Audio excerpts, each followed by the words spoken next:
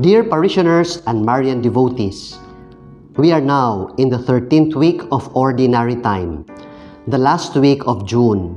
Soon we will enter the month of July. In this last week of June, we shall highlight two important feasts.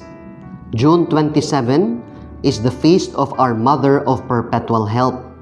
It signifies that Mary, being our mother, is always taking care of us. June 29 is the Solemnity of Saints Peter and Paul. They remind us that our faith comes from the apostles. They inspire us by their courageous witness. They strengthen us by their teachings. Saint Ambrose said, "Where Peter is, there is the church." Let us have faith in the church. Let us be obedient and pray for our pastors.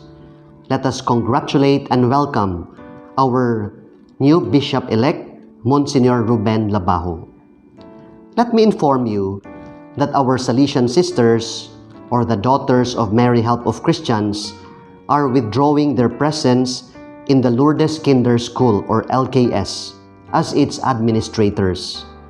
But they will still help us in the pastoral ministry of Lourdes, taking charge of the catechist and the Sunday oratory. Don't worry, dear parents. The Salesian Fathers will continue to run Lourdes Kindergarten. This will be the composition of the new Salesian community in Lourdes starting July. Father June Parajang Jr. as Rector and Parish Priest. Father Nuret Geronimo Jr. as Parish Administrator. Father Vernil Lopez as Vice Rector, Father Leonidas Baclay as Assistant Parish Priest. Lastly, pray for the Salesians of the South Province.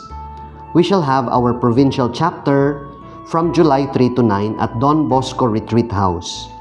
It is a venue to reflect and discuss matters for the good running of our Salesian province.